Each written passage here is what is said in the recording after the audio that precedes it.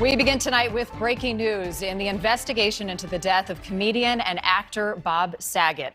A statement from his family tonight revealing the comedian died from head trauma and not a heart attack or a stroke as first thought. The publicist for Kelly Rizzo, Bob Saget's wife, confirming that information just moments ago to NewsNation.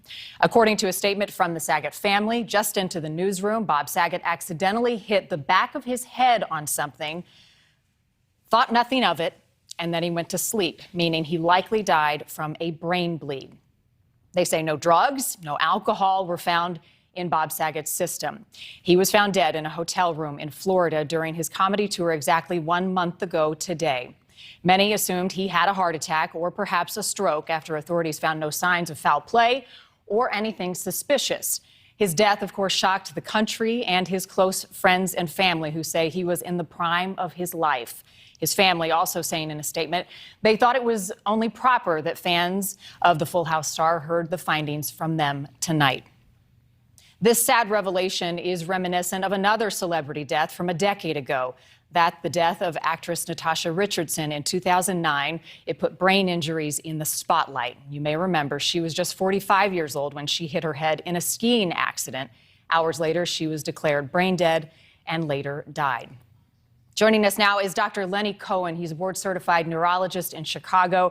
Doctor, we appreciate your time on what is a sad night for so many who loved and adored Bob Saget as a comedian, as an actor, and certainly with his family and friends. I just want to begin with head trauma. It is a really broad term. Would the medical examiner be able to determine when he may have hit his head? Thank you for having me. I don't think it would be as easy unless you see the obvious cause of trauma at the time of examination. For example, if examiner is looking at a skull and see any sort of broken bones, you can evaluate and make a decision when that happened. Also, if there was a bleed, the question is where was the bleed, how big the bleed was, and you can also make assumption when did that happen. But it's not that simple to say exactly time-wise if it happened within last few hours, and if it did or did not cause somebody's death, which unfortunately was the case here. We hear the term brain bleed a lot. The family used that term tonight. There are still a lot of details, doctor, that we don't know. But what does that mean? Give us some examples of how hard you would have to hit your head to result in a brain bleed. Well, it really depends. Like the very first case that you presented with Ms. Richardson, when she injured herself, there was a ski accident when she actually hit her head pretty hard. To my recollection, she was not wearing a helmet at that time. And that led to intracranial hemorrhage. The term by itself, intracranial bleed, is relatively broad because it includes different types of bleeds. For example, there's something called extraaxial bleeding and intraaxial hemorrhages. And it really depends on where anatomically that bleed took place. So each of these bleeding can be devastating and each of them can lead to death.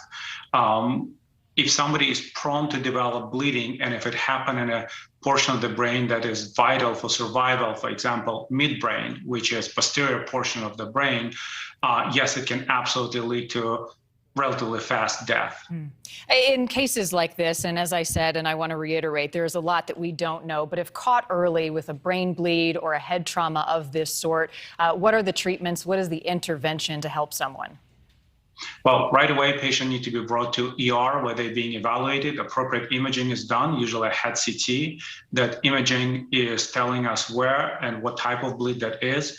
And from there, intervention can range anywhere from observation to actual surgical intervention. When we do craniotomy, open up skull, release some of that pressure that accumulates there, and hopefully to help patient to survive. It's just tragic because anytime you have a head injury, we hear time and time again, the last thing you want to do is go to sleep. A sad reminder of that tonight. Dr. Cohen, we appreciate your time and your insight. Thank you for joining us. Thanks for watching. Click the red subscribe button below so you can get more of NewsNation's fact-driven, unbiased coverage.